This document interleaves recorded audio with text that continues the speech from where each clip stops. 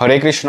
তো আজকে আমরা আলোচনা করব কিভাবে পুরুষোত্তম ব্রত পালন করতে হয় এবং কি কি বিধিনিষেধ রয়েছে, কি কি নিয়মাবলী রয়েছে, আপনি কি কি খেতে পারবেন, কি কি খেতে পারবেন না, কি কি কাজ করতে পারবেন, কি কি করতে পারবেন না, এবং কি কি মন্ত্র পাঠ করতে হবে, সব বিষয় নিয়ে আমি আজকে আলোচনা করব বিস্তারিত। তো গত ভিডিওতে আমি তুলে ধরেছিলাম যে পুরুষোত্তম মাস কি বা মল মাস বা অধিক মাস কি এবং কেন হয়ে থাকে, কতদিন পর পর হয়ে থাকে, কেন এর নাম পুরুষোত্তম মাস হলো, কেন এর নাম অধিমাস হলো, এবং পুরুষোত্তম মাসের কি কি মহিমা বা মাহাত্ম্য রয়েছে তা আমি গত ভিডিওতে আলোচনা করেছিলাম এবং লিঙ্কটি আমি কমেন্ট বক্সে দিয়ে দিচ্ছি। যারা দেখেননি তারা কৃপা করে দেখে নেবেন। তো আজকের আলোচনায় ফিরে আসি, সেটি হচ্ছে কিভাবে পুরুষোত্তম মাস পালন করতে হবে বা কিভাবে পুরুষোত্তম ব্রত পালন করতে হবে।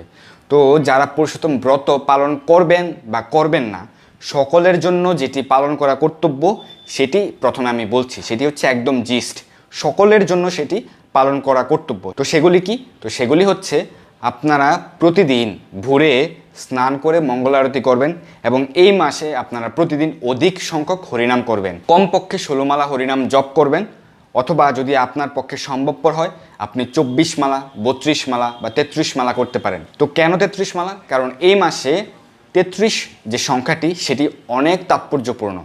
তো আপনি 33 সংখ্যক আপনি হরিনাম করতে পারেন। তো এই মাসে প্রতিদিন আপনি শ্রীমদ্ ভগবদ্ গীতা এবং শ্রীমদ্ ভাগবতম পাঠ করবেন এবং গীতার 15 অধ্যায় সেটি হচ্ছে পুরুষোত্তম যুগ। তো সেই কারণে এই অধ্যায়টি অনেক গুরুত্বপূর্ণ এই মাসের জন্য। তো আপনি প্রতিদিন শ্রীমদ্ ভগবদ্ গীতার এই 15 অধ্যায় পাঠ করতে পারেন এবং শ্রীমদ্ ভাগবতম পাঠ করতে পারেন, বা আপনি লীলা পুরুষোত্তম শ্রীকৃষ্ণ গ্রন্থ থেকে ভগবানের লীলাসমূহ পাঠ করতে পারেন। এবং এই মাসে প্রতিদিন সন্ধ্যায় আপনি ভগবানের উদ্দেশ্যে দীপদান করবেন বা প্রদীপ দেখাবেন, ভগবানকে প্রদীপ অর্পণ করবেন। তো সেই প্রদীপ আপনি ভগবানকে 7 বার ঘুরিয়ে দেখাতে পারেন, অথবা যেহেতু 33 সংখ্যাটি অনেক তাৎপর্যপূর্ণ আপনি 33 সংখ্যক সলতে ব্যবহার করতে পারেন, অথবা আপনি 33 বার ঘুরিয়েও ভগবানকে দেখাতে পারেন। তো এই জন্যে আপনি ঘি অথবা তিলের তেল ব্যবহার করবেন।